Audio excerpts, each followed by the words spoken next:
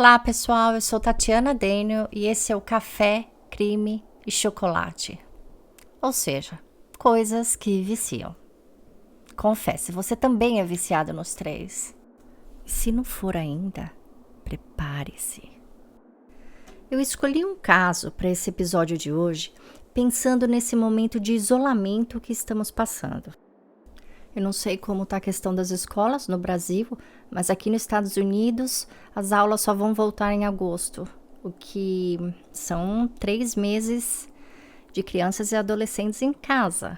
E criança em casa significa internet o tempo todo, né? Por mais que os pais devem tentar manter o limite, tem que ficar de olho o tempo todo. E eu dei uma olhada no site da Record e vi que, segundo eles, tanto a violência doméstica como o aliciamento virtual de crianças e adolescentes tem aumentado muito durante a pandemia. Não só pelas pessoas estarem em casa, mas também pela vulnerabilidade econômica, emocional, o tédio, né? Tudo isso faz com que as pessoas voltem mais para o mundo virtual. Então, o episódio de hoje traz esse perigo que anda por trás das telas. E ele não atinge só crianças e adolescentes, não. Adultos também estão bem vulneráveis a isso, principalmente mulheres. Conheçam, então, o caso da adolescente americana Casey Woody, ocorrido em 2002 no estado de Arkansas, nos Estados Unidos.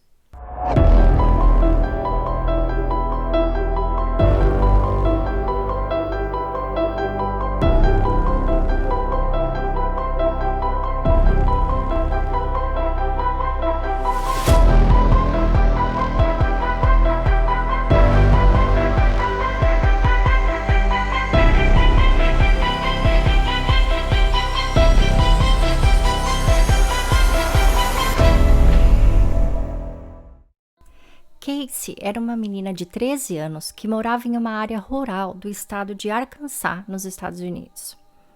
Ela era filha de um policial que trabalhava no turno da noite da delegacia da região. A mãe de Casey havia falecido quando ela tinha 7 anos em um acidente de carro, então ela morava somente com o pai e o irmão mais velho chamado Tim, de 19 anos, qual ela era muito próxima. Os dois eram, além de irmãos, melhores amigos. Por ter perdido a mãe assim tão cedo, Casey acabou se tornando uma menina muito madura e muito responsável. Em casa ela fazia todo o trabalho doméstico, ela cozinhava e ainda estudava mantendo as notas sempre altas.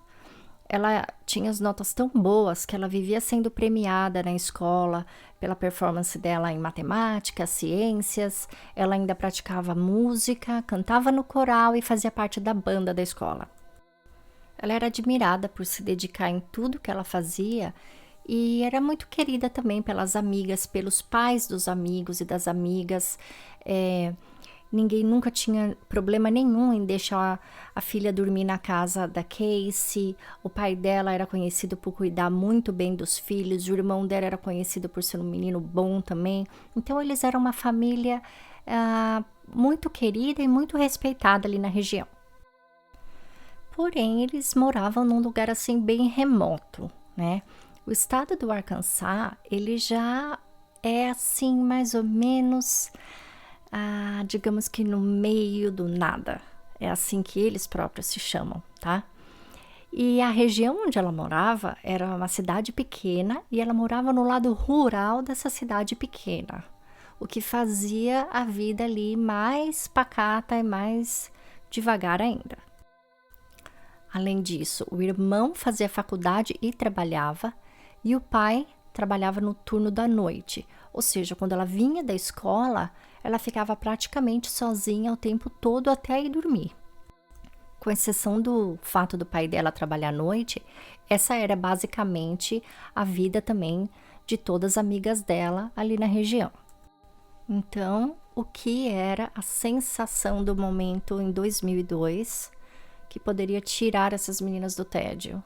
A internet. E o que era a internet nessa época, onde não existia Facebook, Instagram, Orkut, nada? As salas de bate-papo. Quando eu comecei a ler sobre esse caso, começaram a vir tantas memórias na minha cabeça da época onde começou a internet. E esse negócio de sala de bate-papo, eu tenho uma lembrança bem interessante.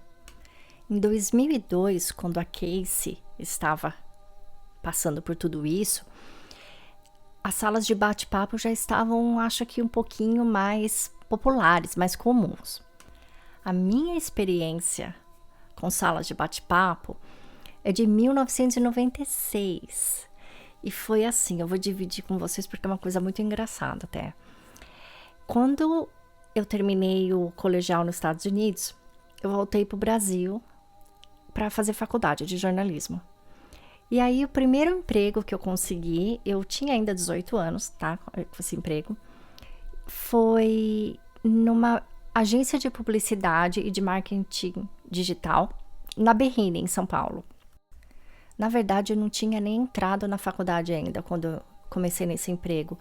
Eu estava esperando, porque o ano de escola termina em maio, nos Estados Unidos, e eu tinha que esperar até o fim do ano para poder prestar vestibular. Então, eu estava nesses meses entre uma coisa e outra. E eu não sabia nada da área de marketing, de jornalismo, nada. Eu só fui contratada porque eu sabia inglês e eu sabia computação. Porque nos Estados Unidos, onde eu estava, tinha computador. Mas na minha casa, no Brasil, não tinha computador.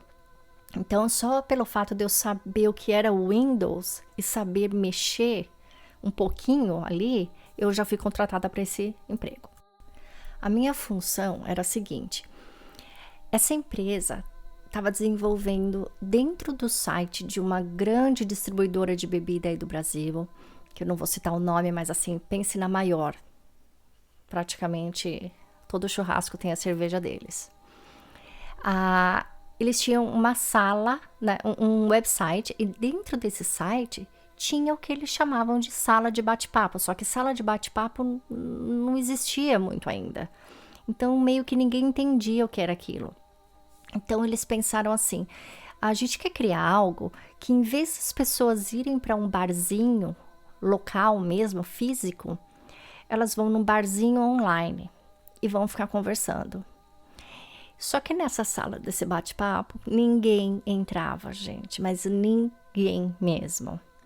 E tinham eu e alguns outros jornalistas e programadores que não eram estagiários e eram mais velhos do que eu.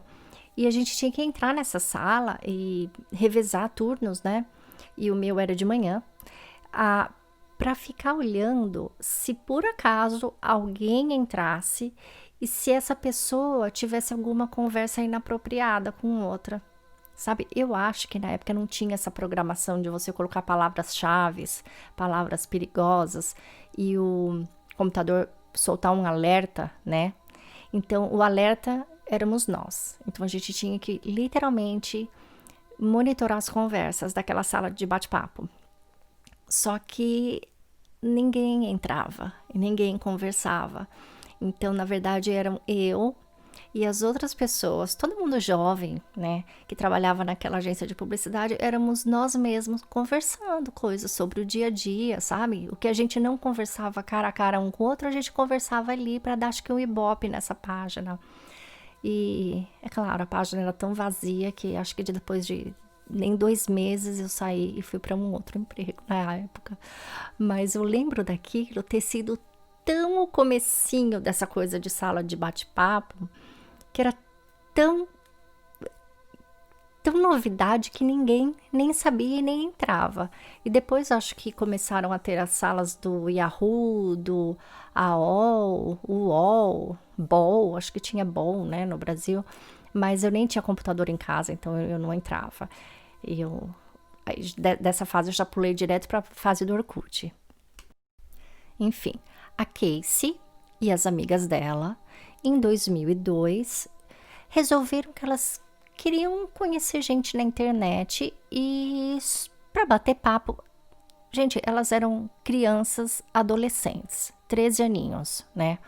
Que moram num lugar que não tem praticamente nada para fazer. Então, vamos conversar na internet. O que elas acharam que seria seguro fazer?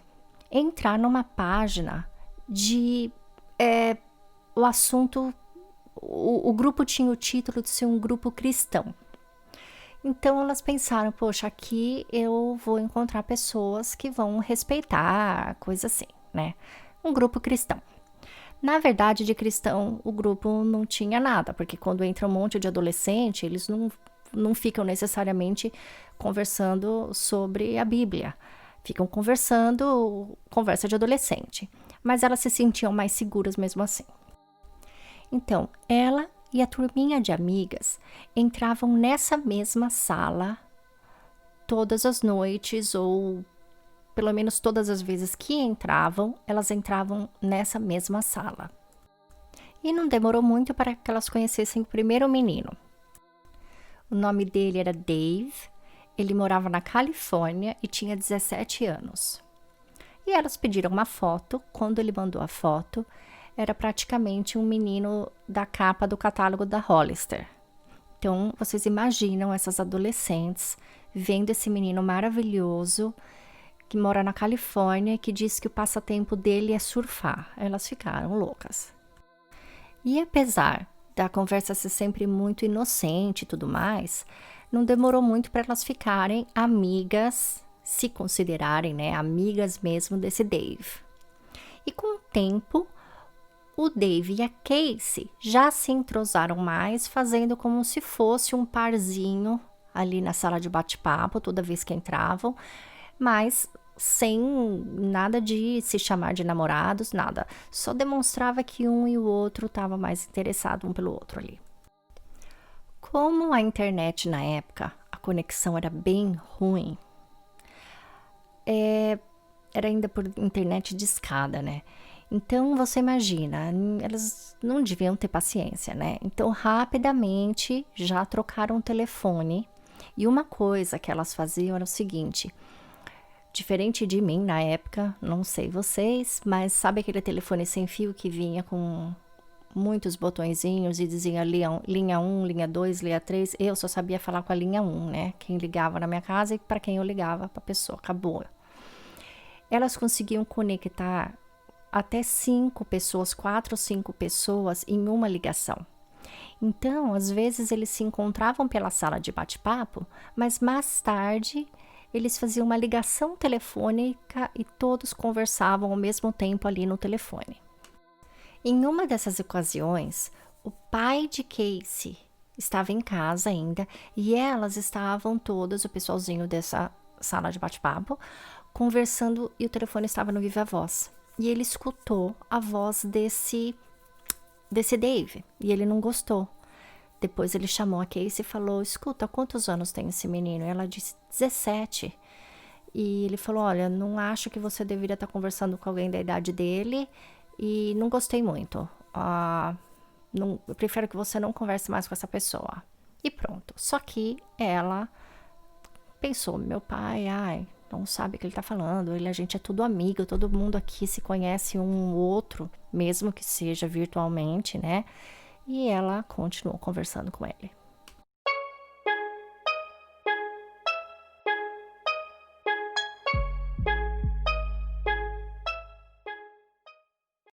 Esse episódio foi trazido pela BM Lamps. Afinal de contas, para ouvir um crime como esse, é melhor ter pelo menos uma luzinha acesa. Além de não te deixar no escuro, as luminárias BM Lamps decoram o seu ambiente, seja ele moderno, industrial ou clássico. A madeira utilizada nas peças é de origem sustentável e a fabricação é feita toda no Brasil, gerando empregos e movimentando a economia local. Aqui no meu estúdio, iluminando a mesa de gravações, eu tenho a luminária de mesa branca e bege no modelo Essential. E além de prática e linda, ela combina com o estilo clean da minha decoração. Você pode conferir os modelos, escolher a peça e já efetuar a compra tudo rapidinho pelo site da Leroy Merlin. É bem simples, só acessar www.leroymerlin.com.br e no campo de buscas digite BM Lamps. B de bola, M de Maria, Lamps. Lamps. São vários modelos e o checkout é imediato. Corre lá! para sair do escuro, luminárias BM Lamps. Dave morava na Califórnia, mas dizia ter uma tia em Arkansas que estava muito doente e ele planejava em algum momento ir visitar essa tia. Esse foi inclusive um dos fatos do qual Casey ficou mais próxima a ele, porque ela havia perdido a mãe e ela não conversava sobre o falecimento da mãe dela com ninguém, nem com as amigas, mas com ele ela conversava. Ele demonstrava ter muito medo de perder a tia, dizia que era muito próximo da tia e ela também acabava abrindo o coração dela com relação à mãe. Pouco tempo depois, nessa mesma sala de bate-papo, acabou entrando um outro menino chamado Scott, que rapidamente também ficou amigo de Casey e das amigas dela, inclusive de Dave. Muitas vezes eles continuavam fazendo aquilo de falar no telefone, todos juntos, na mesma ligação, e Scott participava de ligações onde o David também estava participando. O Scott começou a ficar interessado por Casey, e Casey também começou a ficar meio interessada por Scott.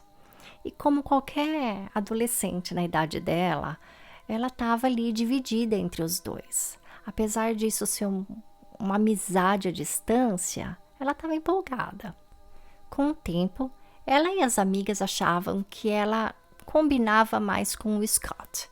Ele tinha 14 anos, morava na Geórgia, gostava de futebol e ela também adorava conversar com ele. Então ela começou meio que um namoro com esse Scott à distância. Só que mesmo namorando o Scott, ela continuava conversando com o Dave, porque eles se consideravam amigos. E, inclusive, continuavam as ligações com todos os amigos juntos. Até que, novamente, enquanto o pai de Casey está em casa, o telefone toca, era Dave, e o pai dela atendeu. Quando ele atendeu e escutou mesmo a voz dele no telefone, ele falou: "Peraí, você não tem 17 anos?" E Dave respondeu: Tenho sim. Aliás, na verdade, eu vou fazer 18 essa semana, é meu aniversário." Ele falou: "Não, eu não quero mais que você converse com a minha filha e, por favor, não ligue mais na minha casa." Quando ele desligou, ele falou para Casey: "Não quero você com amizade com um menino de 18 anos. Não gostei da voz dele, não gosto da diferença de idade entre vocês." E Casey fez o que todo adolescente de 13 anos faz. O que a gente faz quando tem 13 anos? A gente rola o olho pra cima, né? E faz: ok. Entra por um ouvido e sai pelo outro. Passam-se 2 meses e a rotina deles continua a mesma.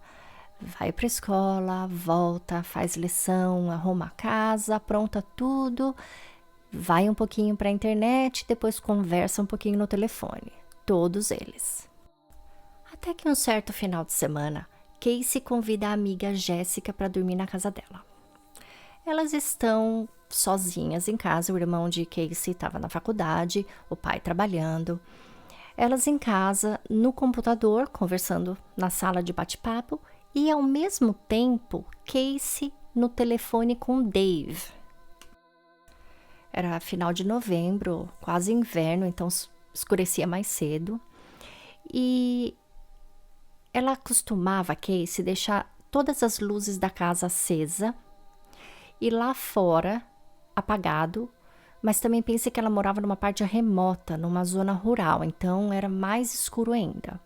Aqui nos Estados Unidos, a menos que a pessoa more numa cidade muito grande, Nova York, Los Angeles, Miami, São Francisco, tem luzes, mas fora isso, nos bairros mesmos, nos bairros residenciais, não tem muita luz lá fora. Isso é uma coisa comum aqui, seja qual for o estado. Então, as pessoas que estão fora enxergam tudo que está acontecendo na casa dentro quando a luz está acesa. E a pessoa que está dentro não enxerga absolutamente nada lá fora, nada. Eu já morei numa casa assim, eu já morei numa casa que ficava numa área bem com bastante mato, e eu tinha pavor quando chegava à noite, porque eu tinha a impressão que tinha alguém olhando para dentro da casa e eu não conseguia ver essa pessoa porque estava escuro lá fora. Até hoje eu nunca tive prova de que tinha ninguém olhando, eu acho que era coisa da minha cabeça. Mas eu ficava com essa impressão, até que eu tive que comprar cortina para tudo e colocar cortina em todos os lugares. E na casa da Casey, parece que ficava aberta, né, a persiana ou a cortina, e elas tinham essa mesma sensação, sabe? Quando a Jessica foi dormir na casa dela, elas ouviram uns passos lá fora, como se alguém estivesse pisando nas folhas. E a época de novembro acabou, o outono, o chão fica cheio de folha seca, né? Então elas estavam escutando direitinho os passos de alguém pisando nessa folhagem bem perto da janela. Acontece que elas não conseguiam ver nada lá fora. E elas ficaram assim com aquele frio no estômago, com um pouco de medo e correram para o quarto. Mas lembre-se que a Casey está no telefone com o Dave nesse momento. E enquanto elas estão assim amedrontadas e vão para o quarto, ela comenta com ele. Ela diz, olha, parece que tem alguém andando atrás da minha casa, no fundo da minha casa. E ele começa a dar risada e diz, ai, vocês duas meninas com medo, não tem nada. Quem queria fazer alguma coisa? Quem queria até aí no meio do mato onde vocês moram? Não tem nada a ver. E ele tirou sarro, mas mesmo assim elas foram pro quarto e fecharam a porta e trancaram a porta. Ainda com ele no telefone. Nesse momento, elas escutam a tábua do piso de madeira da cozinha da casa de Casey mexer. E essa era uma tábua que estava um pouco solta, mas dizia ela que só quando uma pessoa pesada mesmo, acima de 100 pounds, que é uns 60 quilos, andava por cima. E elas ouviram, as duas ouviram a tábua rangendo. Nesse momento, Casey desliga com Dave e resolve que ela vai ligar pro irmão dela, passar um pager pro irmão dela, na época não existia celular, perguntando se ele já estava vindo para casa. Enfim, ela desliga com ele. Isso acontece numa época que a Samantha e essa amiga dela, Jéssica, as duas já não estão mais assim tão empolgadas com essa coisa de sala de bate-papo, tanto quanto Casey. E ao mesmo tempo, elas estavam assim achando que a Casey estava um pouco demais nisso, sabe? Ela estava o tempo inteiro só querendo viver em torno de conversar com essa turma da sala de bate-papo. Então esse começou a ser, às vezes, alguns motivos de briguinha entre elas.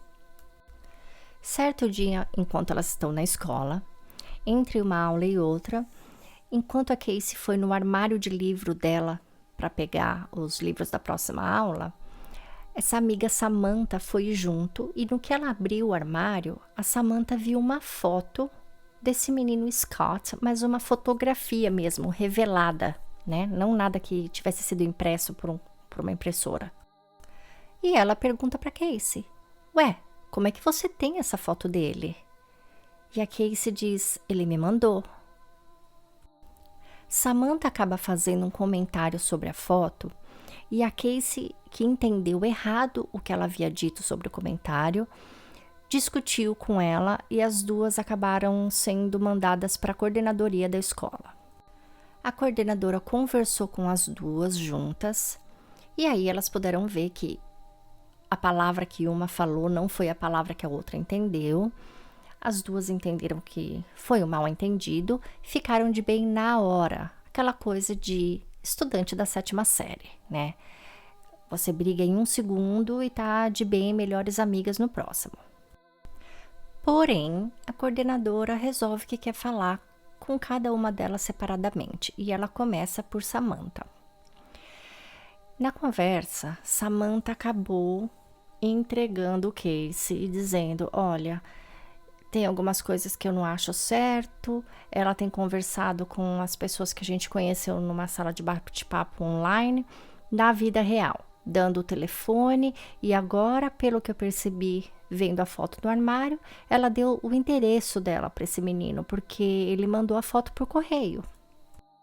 Ela ainda disse: olha, eu sei que ela vai brigar comigo, eu vou ter um problema com ela só por estar te contando isso, mas eu prefiro contar porque ela é minha amiga e eu não tô achando que isso vai terminar bem. E o que ela queria dizer com terminar bem ou não, era que o pai da Casey ia acabar descobrindo, ia colocá-la de castigo, alguma coisa assim. Quando foi a vez da coordenadora conversar com Casey, ela já foi direto ao assunto. E Casey explicou que não tinha nada a ver, que aquilo ali era uma conversa sadia e que, com relação a essa coisa de segurança, que o pai dela era polícia, então que ninguém faria nada de mal com ela, entendeu? E que ela conversava com esses meninos e ela conseguia sentir que eles eram pessoas boas e que ela não estava correndo perigo nenhum. Porém, ela disse para a coordenadora que ia tomar cuidado e que muito obrigada pela preocupação toda. A coordenadora, por sua vez, despejou na Casey todo aquele falatório e aquele relatório de coisas ruins que poderiam acontecer com ela, toda aquela visão de perigo. Pelo jeito, a Casey entendeu. Mesmo ela sendo adolescente, querendo dizer que não tem perigo nenhum, alguma coisa ficou dentro dela, porque na hora que ela saiu da sala da coordenadora, ao voltar para a classe, com todas as amigas que ela interagiu naquela tarde, ela tentou convencer a amiga a dormir na casa dela naquela noite. Algo estava diferente. Ela pediu para Samantha dormir na casa dela. Samantha disse que não podia porque era dia de semana. Aí ela pediu para Jéssica. Jéssica disse que de jeito nenhum a mãe dela deixaria por ser dia de semana. Ela acabou pedindo para mais 3, 4 ou 5 amigas para dormir na casa dela. E a gente não sabe se ela fez isso porque ela tinha algo que ela sabia ou se ela estava sentindo medo por conta do que a coordenadora disse para ela que poderia ser por trás de toda essa amizade online. Como nenhuma amiga quis dormir na casa dela, nenhuma pôde, ela foi para casa sozinha e fez tudo como fazia todos os dias. Arrumou a casa, fez lição, tomou um banho, colocou um pijama. Aquela era uma noite 3 de dezembro, estava menos 32 ou 34 graus, o que é menos 1, menos 2 graus Celsius. Super frio e chovendo, não estava nevando ainda, mas estava chovendo. E ela colocou o pijama, ficou quentinha, foi para frente do computador conversar com o Scott. A conversa com ele foi típica de namoradinhos de 7ª série. Como foi seu dia hoje? Que esporte você fez na escola? Ela estava toda empolgada, porque parece que de 150 alunos, apenas 23 foram escolhidos para fazer o coral de Natal. E ela foi uma das escolhidas. Então, a partir daqueles dias, ela ficaria até um pouquinho mais tarde na escola para poder treinar no coral e treinar também no instrumento que ela tocava. E ele ali fazendo elogio, dizendo que tá super feliz por ela, coisa e tal. Isso no computador. De repente, ela para de responder as mensagens do Scott por um tempo. E ele continua ali escrevendo, dizendo: oi, cadê você? Tá por aí? Passa alguns minutos para que Casey volta no bate-papo com o Scott. E quando ela volta, ele pergunta: tá tudo bem, né? E ela responde: tudo. Eu parei porque eu tive que atender o telefone. Era o Dave. Eu estava conversando com ele. Quer dizer, conversando não, consolando. Ele disse que a tia dele, que tá no hospital em coma, tá muito mal e parece que ela não vai aguentar mais por muito tempo. E ele está bem chateado. E quando Scott diz: nossa, coitado, a Casey responde: pois é, uma pena, mas a tia dele vai encontrar minha mamãe. Nesse momento, então, ela muda de assunto e começa a contar sobre a conversa com a coordenadora. E ela ainda faz uma brincadeira dizendo: hoje eu tomei um sermão na escola da coordenadora, dizendo que é perigoso conversar com pessoas online. Ela acha que eu posso estar conversando com um louco, com um maluco, um estuprador. E nesse momento ele dá risada e diz: ai, meu Deus, né, que perigo. E aí ela também responde: ai, que perigo. Aí eles voltam a conversa bonitinha de namoradinhos. Passam-se 12 minutos dessa segunda conversa. Casey para de responder novamente. É exatamente 9h41 da noite quando Scott tem a última resposta de Casey. Ele ainda fica ali no computador perguntando: baby, você está aí? Está tudo bem? Bom, você deve estar ocupada, mas quando você desocupar, por favor, me chame aqui de volta, estarei te esperando. Ele tenta depois, 20 minutos depois, e pergunta: Casey, tá tudo bem com você? Me dá um alô aqui para eu ficar tranquilo. Mas resposta nenhuma de Casey. Nessa época de final de ano, tinha um amigo do irmão da Casey ficando na casa deles para passar o final de ano lá, chamado Eric. Nesse momento, Eric chega em casa. O irmão da Casey ainda estava na biblioteca fazendo um trabalho da faculdade. Mas o Eric chega e ele não vê a Casey por lá. O computador dela, esse único computador da casa, ficava na sala. E ele viu que o computador estava ligado, o óculos dela estava ali em cima da cadeira, não da mesa da cadeira, mas nada dela. E ele pensou que ou ela pudesse estar no banheiro, alguma coisa assim, e ele foi para a lavanderia começar a lavar as roupas dele. Passa mais ou menos uma meia hora e esse Eric dá conta de que a Casey não voltou para a sala ainda. Então ele tenta ir no quarto dela, mais ou menos, dar uma empurradinha na porta, chamar por ela e nada. Então ele manda uma mensagem no pager do irmão dela dizendo: você tem notícias da sua irmã? Você sabe quais seriam os planos dela hoje à noite? Porque ela não está aqui na casa. E até que o irmão de Casey veja a mensagem no pager, já é quase 11 horas e ele volta correndo para casa, preocupado com a irmã, porque para ele não é normal a irmã dele não estar em casa, sendo que ela não tem carro, não tem como andar dali para lugar nenhum e a casa estava aberta e acesa. Quando Tim, o irmão dela, chega em casa, aí ele se assusta. Por quê? 2 casacos dela estão na cozinha, os únicos 2 casacos de frio mesmo que ela tinha. E aquela noite estava muito frio. Os sapatos dela e os tênis estão na caixinha onde ficavam os sapatos na sala. O óculos estava na cadeira. Quando ele pega o óculos, ele percebe que o óculos está quebrado. E o computador estava ali com a conversa entre ela e o Scott ainda na tela. E vamos ser honestos, qual adolescente que está conversando na internet com alguém numa sala de bate-papo e deixa o computador ali aberto para todo mundo ver? Nenhum, né? Então, Tim entra em pânico e liga para o pai para contar o que está acontecendo.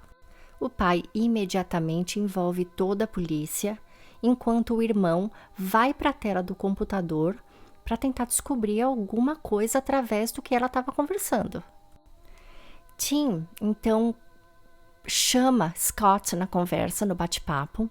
Scott atende e eles começam a conversar. E ele diz: a minha irmã não está aqui, explica a situação.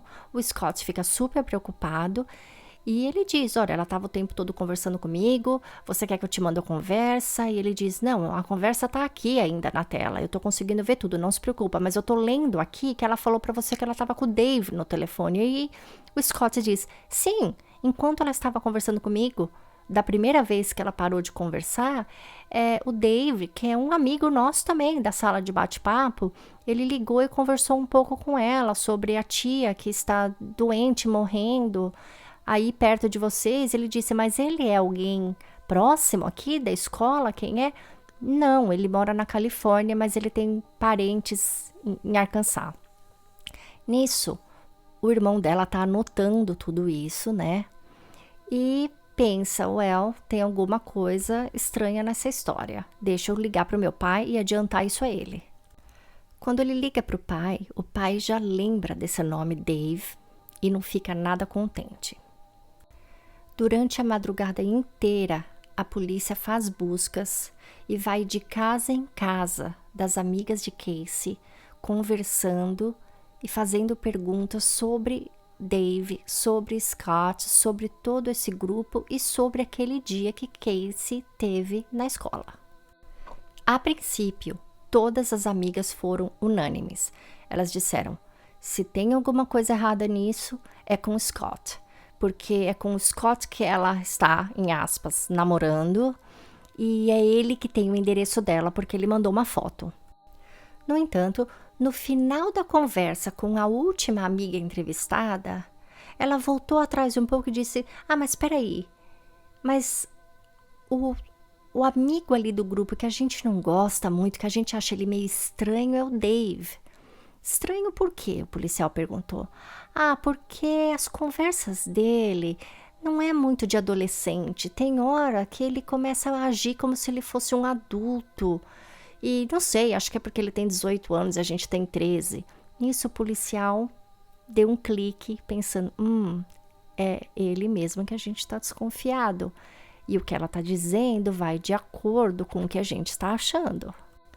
A esse ponto, o pai de Casey já tinha conseguido o nome de usuário de Dave no computador através das conversas no bate-papo, e ele descobre que o usuário dele estava registrado em nome de David Fager.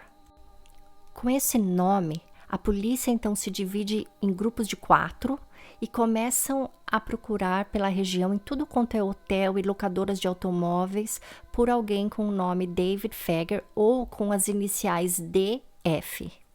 Em apenas 30 minutos, um dos policiais descobre que um homem chamado David Fuller havia dado entrada em um hotel de beira de estrada.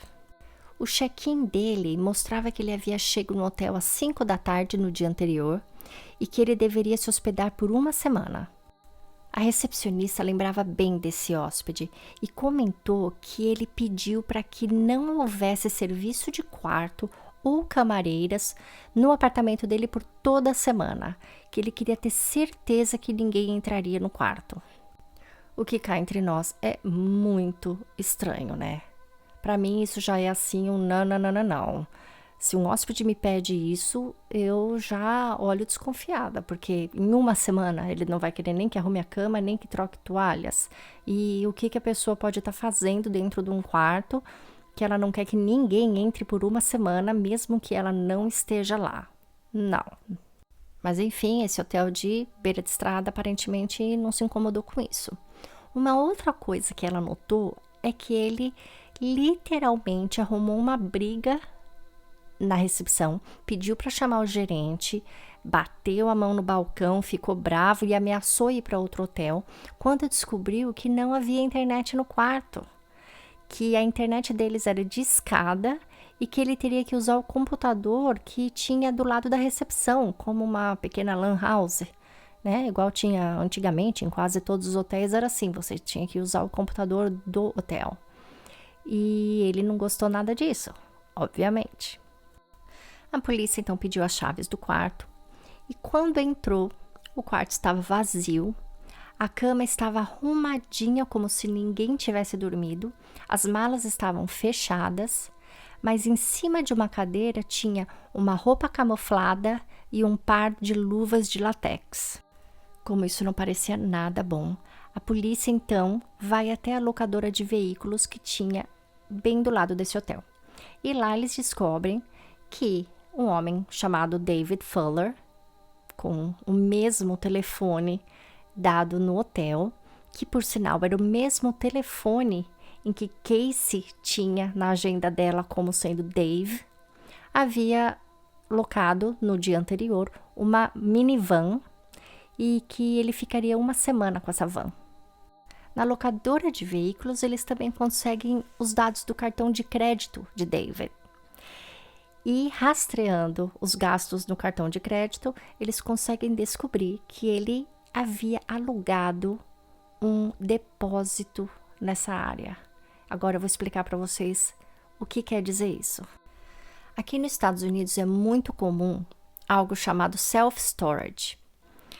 Isso são galpões enormes, divididos em vários tamanhos. Assim, o menor, ele teria mais ou menos 2 por 2, 2 metros por 2 metros. E vai aumentando, a maioria deles cabe um carro grande. E depois vai aumentando, então as pessoas elas guardam móveis, vamos supor, se uma pessoa mecânico, ele guarda todas as ferramentas de mecânico ali, e quando ele é chamado para arrumar um carro, ele só leva o que ele precisa e arruma o carro a domicílio. Ou quando alguém está mudando e a próxima casa não está pronta ainda, guarda as coisas lá. Tem gente que guarda documento, tem gente que guarda de tudo, né? E tem unidades dessas com ar-condicionado, tem unidades com proteção de fogo, proteção contra alagamento. Então, famílias que também têm coisa de valor e a casa deles fica num local onde pode passar furacão, alguma coisa desse tipo, eles guardam tudo que eles têm de valor, ou álbuns, documentos, tudo isso nesses depósitos. E não é comum uma pessoa de uma outra cidade alugar um depósito, a menos que ela queira fazer alguma coisa errada dentro desse depósito ou guardar algo ilegal ou proibido. Eu coloquei uma foto de um depósito desses para todo mundo ter uma ideia de como eles são no grupo do Facebook e no nosso website. Então a polícia corre para esse depósito e, tendo em mente que é bem possível que ele esteja com Casey lá dentro, eles já acionam um time da SWAT. E esse time já vai preparado para lidar com uma situação onde alguém esteja sendo mantido em cativeiro. Então, os carros da polícia cercam o local e um dos policiais se aproxima da porta de ferro e pede para que Dave se renda e saia do depósito com as mãos na cabeça. Neste momento, eles escutam um tiro e mais nenhum outro barulho de dentro do depósito pode ser ouvido. A polícia então força sua entrada pela porta e dentro encontram uma verdadeira cena de terror. A van que havia sido alugada estava estacionada de ré e nos fundos estavam os bancos traseiros que foram retirados. David estava sentado em um desses bancos com um tiro na cabeça disparado por ele mesmo. Na parte de trás da van, que estava com as portas de trás abertas, estava Casey, com mãos e pés amarrados e também fatalmente baleada. Exames mostraram que Casey havia sofrido abuso sexual e que teria morrido por volta das 2 da manhã. Dave era, na verdade, um homem de 47 anos. A polícia descobriu que ele era divorciado e a ex-mulher chegou a denunciá-lo por um possível abuso sexual à filha deles de 7 anos. Mas nada chegou a ser comprovado e ela preferiu mudar para longe para afastar ele da menina. No computador de Dave, a polícia descobriu que ao mesmo tempo que ele aliciava Casey, ele fazia o mesmo com outras 3 meninas de cidades diferentes nos Estados Unidos, já tendo inclusive plano de visitá-las. O que eles não conseguiram descobrir foi se Casey foi a primeira vítima dele ou se houveram meninas antes dela. Eles também chegaram à conclusão que o plano inicial dele era atacar Casey em novembro, quando a amiga dela, Jéssica, estava dormindo na casa e elas escutaram aquele barulho na cozinha. Porém, o plano acabou não dando certo porque ele não contava que alguém mais estaria na casa e que elas se trancariam no quarto. O que demonstra o cuidado em não ser pego para que ele pudesse, inclusive, continuar com o plano com as outras garotas também. 2 dias depois da morte de Casey, o pai, o irmão e as amigas dela fizeram um memorial em frente à casa dela e ficaram à noite sentados na varanda, todos conversando sobre ela e dizendo as coisas que ela gostava de fazer, chorando, e dizem que ela gostava muito do primeiro dia quando a neve caía em cada inverno, e ela estava esperando ansiosamente para a neve cair aquele ano. E no momento que eles estavam fazendo esse memorial para ela, começou a nevar, o que foi super emocionante para a família e para as amigas. Para ajudar a superar a dor, o pai de Casey e as amigas Jéssica e Samantha posteriormente montaram uma fundação para educar jovens com relação aos perigos da internet. Naquela época, o contato ainda era só por e-mail e salas de bate-papo. Hoje, com esse aumento no número de redes sociais, o número de crimes praticados por aliciadores aumentou drasticamente. Por isso é tão importante adotar medidas de segurança e estar sempre alerta. Eu vou estar colocando nas redes sociais e no nosso website alguns links de sites para denúncia e também para educação de pais e adolescentes sobre a segurança online. Mas só para reforçar e não deixar passar batido, eu vou citar aqui algumas dicas da Fundação Casey Woody, do site Enough is Enough e da Internet Matters. Segundo eles, algumas atitudes desse predador online são: ele é sempre super legal, ele concorda com tudo que você fala e com todos os seus pontos de vista. Geralmente, ele torce para o mesmo time, gosta das mesmas músicas, tem os mesmos hobbies, até mesmo porque, até esse ponto, ele já te pesquisou na internet e tudo que ele está falando ali é premeditado. É muito comum também que esse predador conte algumas histórias tristes sobre ele mesmo, para que a pessoa sinta compaixão e até mesmo uma certa culpa se ela sentir vontade de terminar essa amizade online com ele. O que ele faz também é tentar afastar essa pessoa dos familiares e dos amigos, porque quanto mais solitária essa pessoa estiver, mais dependente emocionalmente dele ela ficará. Agora, tem 2 fatos que eu li e que me chamaram bastante atenção. O primeiro é que foi feita uma pesquisa com crianças de 8 a 11 anos que têm perfis nas redes sociais. Quando foi perguntado a elas se elas tinham receio de que um estranho tivesse acesso às informações pessoais delas, 2 a cada 10 crianças responderam que sim. As outras 8 não tinham preocupação alguma com relação à privacidade deles. O segundo fato é que uma pesquisa conduzida pela Ginger Research mostrou que das crianças nessa mesma faixa etária, entre 8 e 11 anos, com acesso online, a maioria retira o filtro de privacidade para que eles possam adquirir mais amigos e mais seguidores. Então é muito importante que a gente tenha orientação e fiscalização nessa área. Por hoje, então, eu fico por aqui. Esse foi um episódio longo, mas com dicas necessárias. Quem quiser discutir mais esse caso, é só entrar no nosso grupo fechado no Facebook, Café, Crime e Chocolate, ou visitar nosso perfil no Instagram ou no Twitter. Não esquecem também de deixar suas estrelinhas no podcast, isso ajuda o canal a ficar mais visível. E eu agradeço muito. Muito obrigada a todos e até semana que vem.